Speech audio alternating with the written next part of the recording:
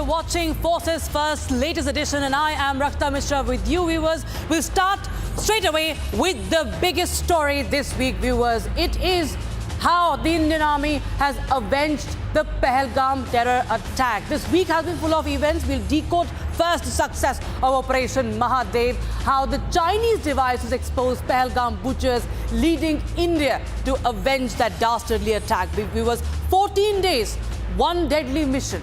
Next up will be how Donald Trump announced trade agreement with Pakistan, but Balochi leaders are warning Trump against it, saying that Munir is only fooling him. We dive deep into that. Next up, we tell you everything you want to know about the new revolution, the Rudra Brigade and the Bhairav Battalion, the Bhairav Commandos. We also bring you a special report from Kargil on the Swati radar system, a push for Atmanirbharta. All of this and much more on this edition of Forces First. जवानों ने बहादुरी के साथ पाक स्थित आतंकवादी अड्डों को चूर-चूर करने का काम किया।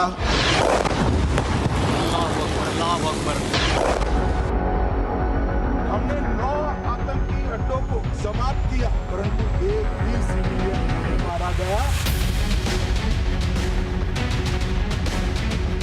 नूर खान चकला लहर में तोड़ दिया गया। एक हिंदू ने पाकिस्तान को पूरी दुनिया में एक्सपोज कर दिया। पाकिस्तान के अंदर टेररिज्म है।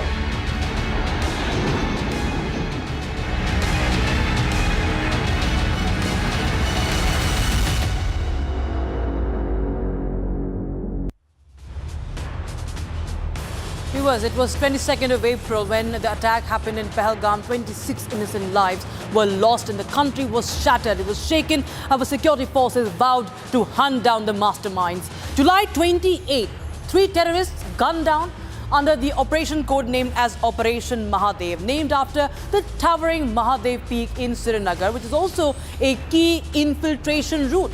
This was not just any mission, viewers.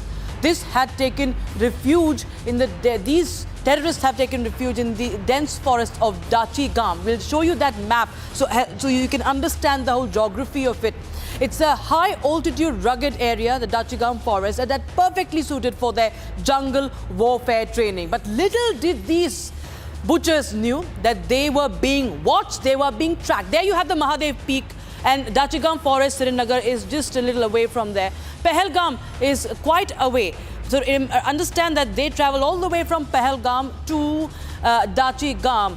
And in early July, Indian intelligence intercepted suspicious communications. They got a clue about the Chinese ultra-radio communication being active. It was once again Chinese systems that failed Pakistan, and its nefarious plot was thwarted. And the operation was carried out by this team, the victorious team, Operation Mahadev Heroes. The picture on your screens, viewers. And with the trail heating up, the forces had zeroed in on Dachigam's treacherous terrain. And that's how the entire timeline goes. Let me also tell you, they were closing in, but the real breakthrough came when satellite phone signals from a Huawei device were intercepted, giving crucial leads on the terrorist hideout. For the next 14 days, our forces relentlessly tracked these terrorists, navigating dense forests, steep hills. 28th of July, they got the first visual of the terrorists via drones, and the recce confirmed the presence of terrorists. They were caught napping, they were sleeping. In the blink of an eye, the first burst of fire hit the target. All 3 terrorists were neutralized. Pahalgam attack was avenged because the mastermind Musa was there, was one of those 3 terrorists. And remember, he was an SSG operative in Pakistan Army. He was a very high-ranking, well-trained commando. And 29th of July, the forensic test confirmed that it was the Pahalgam butcher who was eliminated in this. Meanwhile, viewers, we'll also get you just how the Prime Minister has also, while addressing a rally in Varanasi, spoken about Operation Mahadev's success. He has hailed the valor of our forces. Operation Sindoor के दौरान दुनिया ने भारत का यही रूप देखा है। भारत पर जो वार करेगा वो पाताल में भी नहीं बचेगा।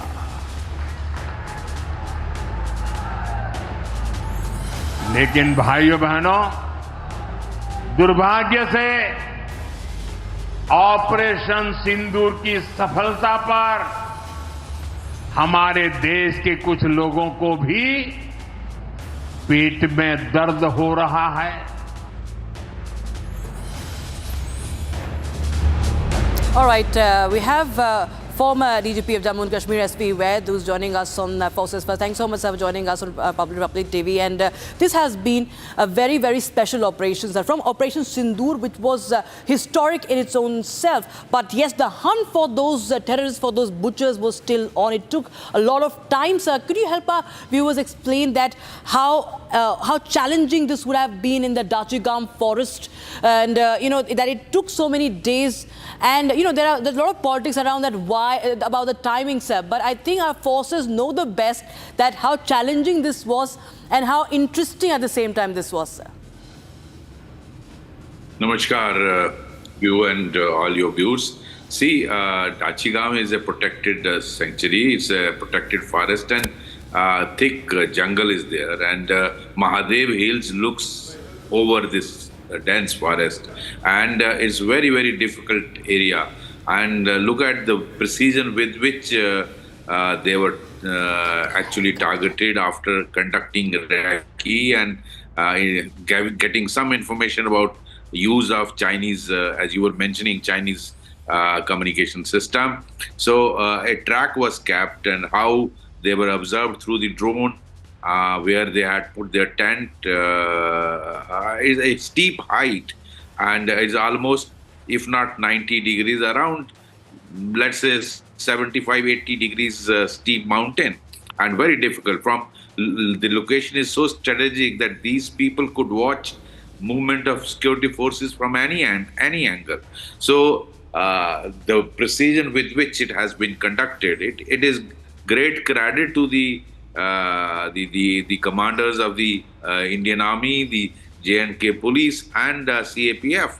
How they were monitoring ever since this Pahalgam incident had taken place, and this from the ridge line they could travel to this area, and I think they were looking for an appropriate opportunity to attack, because Amarnath Yatra, as you know, the Baltal route convoy passes through Srinagar towards Amarnath, and maybe these people were strategically located there and waiting for an opportunity just to attack Amarnath Yatra also and make another news. And before that, they could do anything. Their interception was actually noticed by our forces, and very well planned, I would say. Very well planned, very well executed anti-terror operation, not giving them even an iota of suspicion. And before they could even react, they were all sleeping. And that is the time, most appropriate time when they hit them. Yes. And these three important terrorists were gunned down. Suleiman Shah, alias Fazal Jatt. Yes. Including his two other associates, Hamza Afghani and Jibran Bhai, yes. Three Pakistanis. And the number one, Suleiman, is a Pakistan Special Forces Commando, and how he has been used, and the weapons recovered are very, very interesting. You see, that's what we were suspecting. One of the weapons, apart from other two AK-47 rifles, was American M4 rifle. Yes. And the empties which were collected from Pahalgam were immediately flown. These weapons were flown to Center Forensic Science Laboratory in Chandigarh, and they were matched, absolutely ensuring that these the firing which was conducted in Pahalgam was from these three weapons, and that gives us a solid evidence of Absolutely. forensic evidence how these people are connected with the Pahalgam. Because, many people were raising eyes, even within your country, forget Pakistan, even within your country, person like Chidambaram saying, I'm surprised, who has remained a home minister, Yes. they should be shamed. That how are you connecting this with Pakistan? Here is a solid evidence, and then witnesses were brought who had provided them food, shelter, who had seen these terrorists, and I think 4 or 5 of them confirmed that these are these very same Absolutely. terrorists. The Pakistan link, sir, has been clearly established this time, and it's for the world to see how India has struck Pakistan in Operation Sindoor, and this Operation Mahadev, of course, clearly establishes the Pak link to the Pahalgam attack as well. Thank you so much, Mr. S.P. Vaid, for joining us on Republic TV, sir, with your insight on that story. Viewers, now we shift our focus to the other big story on Forces First. Viewers, this is about the so-called oil reserve deal between the United States and Pakistan.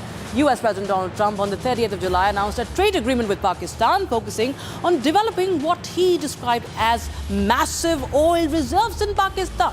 Now, this deal includes collaboration with an American oil company to explore and extract these reserves. Trump even went on to suggest that Pakistan could potentially export oil to India in the future, to which the MEA has no comments, of course, to utter about. This announcement now comes shortly after Trump imposed 25% tariff on Indian imports. At least he announced that US is going to do that, and along with an unspecified penalty for India's continued trade with Russia.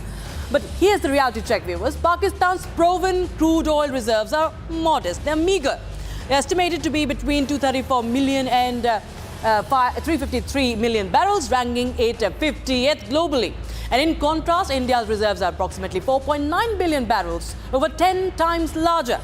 With a disproportionate demand-supply chain and a lack of infrastructure, the feasibility of Pakistan becoming a so-called oil exporter could be highly speculative. In fact, viewers, there is this deep dive into it, and the twist here. Trump-Pakistan deal appears to be less about oil and more about geopolitical maneuvering in South Asia by Trump. The first strategic factor could be countering China's influence, pressurizing India also. Pakistan is a significant ally of China with deep economic ties, of course, through the CPEC, the China-Pakistan Economic Corridor, which the US is very insecure about.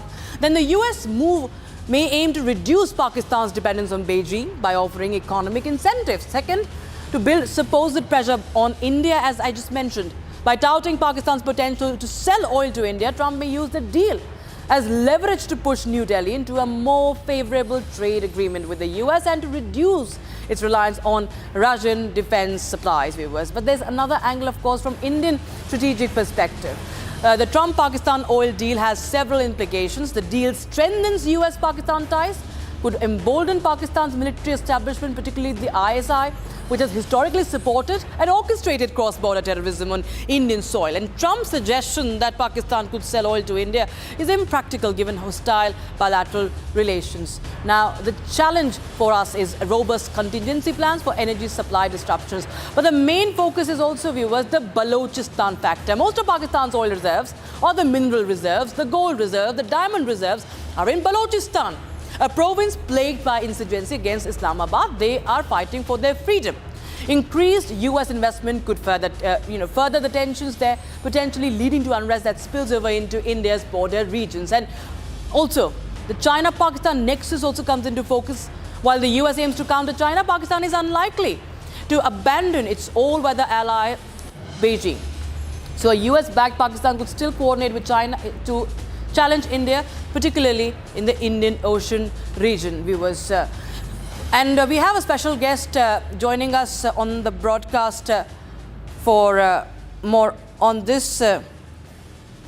We have Ahmar Mustakhan, senior Baloch journalist, joining us on the broadcast. So thank you so much for joining us on Forces First. We just saw the reaction, the first reaction that came in from Mir Yar Baloch, Baloch leader. He had written to Donald Trump when this so-called oil reserve deal was announced, and he said that Balochistan is not for sale, and that Asim Munir is only misleading United States. What, in your understanding, is brewing, and what could be the next step from the Balochis? Thank you so much for giving me this opportunity. I appreciate the Republic News Channel, and Arnab ji had promised me that the Republic News Channel will be calling Balochistan as Pakistan-occupied Balochistan. Yes, sir. So this is Pakistan-occupied Balochistan. Yes, sir. And you are actually very kind to the Pakistanis, I think, because you have put in the picture of Shehbaz Sharif. And Shehbaz Sharif doesn't matter in Pakistan. Yes. Everything is in Asim Munir's hand. He's the king and he's the king maker. He is the judge, jury, and executioner. You see, this is the government in Pakistan is a fake government, because the last elections was won by Imran Khan, who has been put behind bar.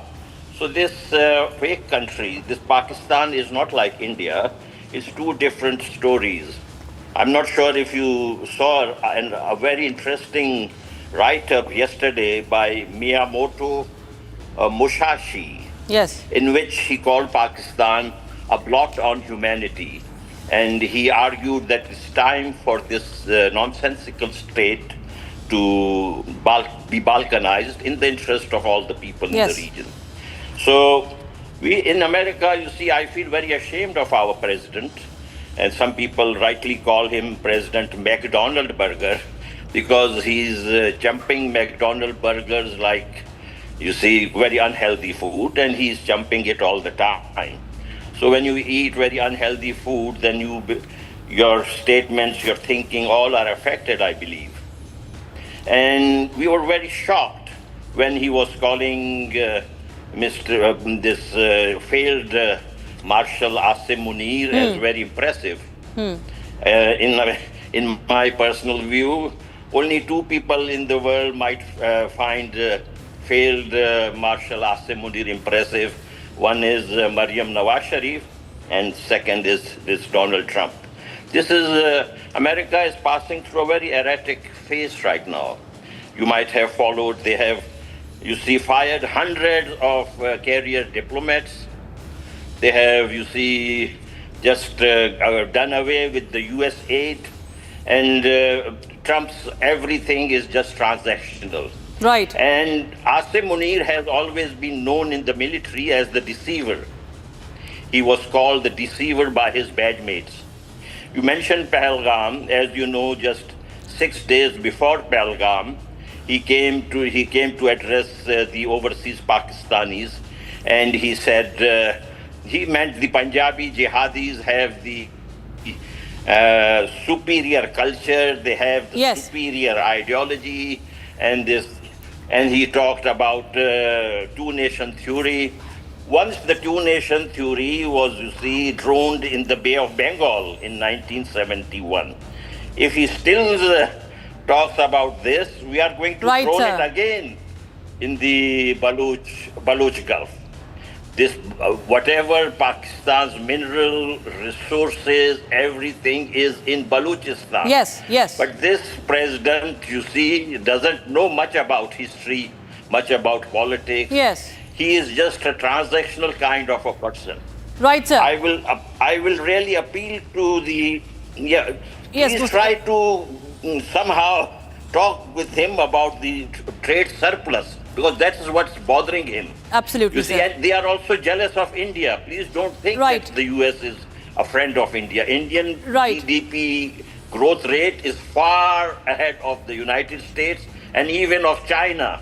So this is also bothering, I believe, Mr. Absolutely, Trump. Of course, there is the kind of there is frustration in Trump, of course, when India and defense ties with Russia is, of course, bothering Trump, and of course now Balochistan fact also is very important, and India, of course, continues to, even in the parliament, it made a mention about what Balochistan wanted to, in fact, this issue was raised for the first time this time in the month session. But thank you so much. That's all the time we have in this segment, Mr. Khan, on this story. We will now shift our quickly focus to the focus on Indian Army's push to be future combat ready following the Operation Sindoor. Now, the discussion centers on new fighting formations recently announced by Chief of Army Staff General Upendra Dwivedi, the Rudra Brigade and the Bhairav Light Commando Battalion viewers. They're very special this time, the Rudra Brigade and the Bhairav Light Commandos. A brigade that does not wait for backup, that's the Army's Rudra Brigade for you.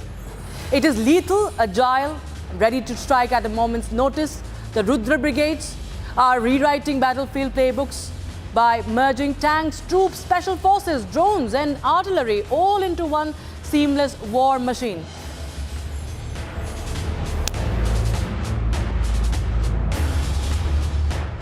आज की भारतीय सेना न केवल वर्तमान चुनौतियों का सफलतापूर्वक सामना कर रही, बल्कि हम नित्य प्रतिदिन एक परिवर्तनशील, आधुनिक और भविष्य उन्मुख शक्ति के रूप में तेजी से अग्रसर हो रहे हैं।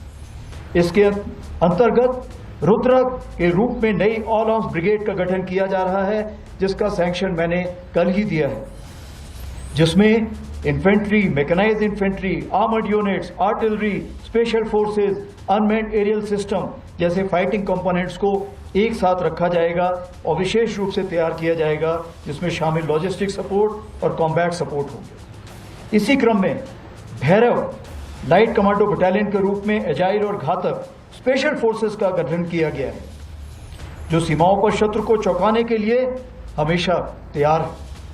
हर इन्फेंट्री बटालियन में ड्रोन्स प्लेटून का गठन किया गया है। वहीं आर्टिलरी में शक्तिमान रेजिमेंट बनाई गई है, जो ड्रोन और काउंटर ड्रोन इक्विपमेंट और लॉयटर म्यूनिशन के साथ लैस होगी। हर रेजिमेंट में एक दिव्यास्त्र बैटरी भी बनाई गई है, जो कंपोजिट बैटरी होगी और इन्हीं सामानों से लैस होगी। इन चीजों के मद्देनजर हमारी मारक क्षमता अब आने वाले दिनों में कई गुना बढ़ जाएगी।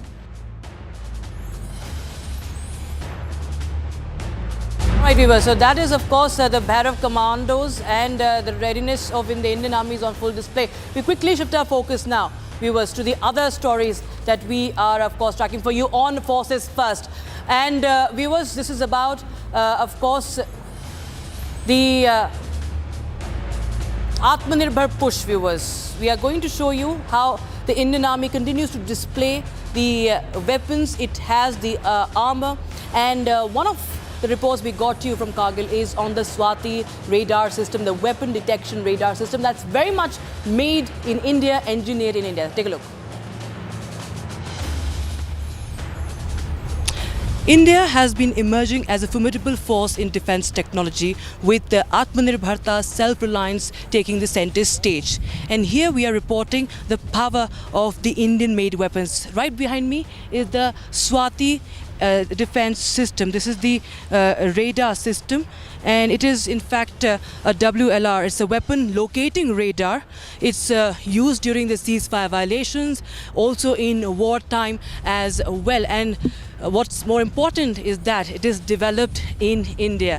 It is made in India. So we'll just give you a 360-degree view, or whatever angles we can capture of it. It is designed to locate the origin of the hostile artillery, the enemy's artillery fire, and pinpoint the location of the army weapons. Provides critical real-time data to the armed forces and enables them to neutralize the threats effectively. And this has been a game changer time and again in several situations, many situations. It's been a few years since it has joined India's air defense systems, and of course it has played a key role in several situations. And viewers, Lieutenant General Pushpendra Singh assumed the prestigious appointment of Vice Chief of the Army Staff and paid tribute to the fallen comrades from IPKF operations on the first day as Vice Chief of the Army Staff this week. Watch these visuals as we say goodbye on this edition of Forces First. Jai Hind.